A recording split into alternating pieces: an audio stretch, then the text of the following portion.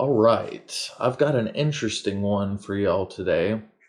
This video is going to be a short one about a combination of the French Paradox, an episode of 60 Minutes that was aired in 1991 about the French Paradox, and its effect on popular culture and wine sales in general. For those of you that don't know, the French Paradox is the catchphrase for the explanation on why, even though French people have a diet higher in saturated fats and statistically get less exercise than Americans, their rates of coronary heart disease are quite lower than us.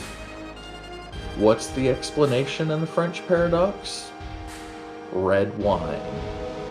That information has pretty much been debunked, but it did stay in popular culture until the 2000s or 2010s, and even a little bit still today. Red wine.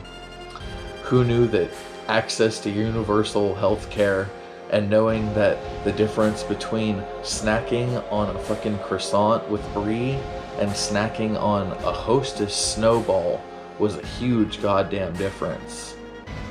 Now, misinformation in popular culture and popular belief is fucking nothing new. But one of the things that really gave this a foothold in the public eye was in 1991 when 60 Minutes ran a special about the French Paradox. Basically, Morley Safer said that fat intake is counteracted by drinking small amounts of red wine. Now, this in itself isn't that big of a deal. There is a little bit of evidence supporting that, but he did state it as if it is a straight fact, and the wine industry took huge advantage of this.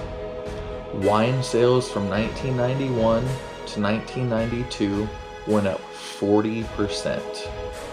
Now, Safer's story has been credited with why people associate red wine and positive health effects.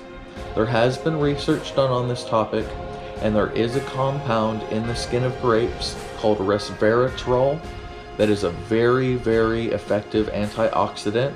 So having a little bit of wine each day will give you positive antioxidant effects.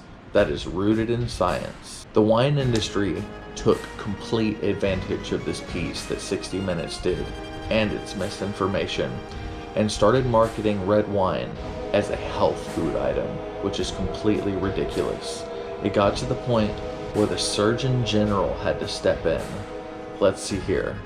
Surgeon General Antonia C. Noveo had to step in and ask that the wine industry please refrain from using these ads, saying that the ad failed to point out that any drinking was detrimental to pregnant or breastfeeding women, people on medication, recovering alcoholics, and many other variables that were not explained.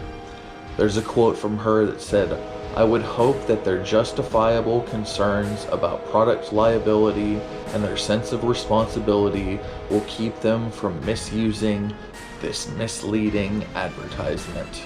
End quote. You know, when you piss off the Surgeon General with your reckless advertising, you know you've done something. So the point of this video is just to show how misinformation can creep into our everyday lives.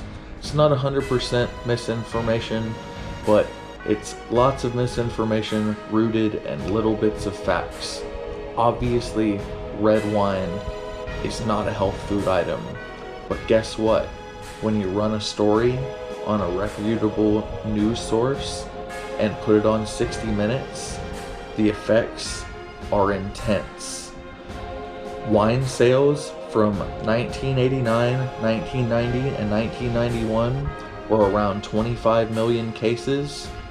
Post that story, 1992, 1993, 1994, and 1995 crept up to 50 million cases and counting, and it still increased until about the mid-2000s, and it's still running pretty heavy today.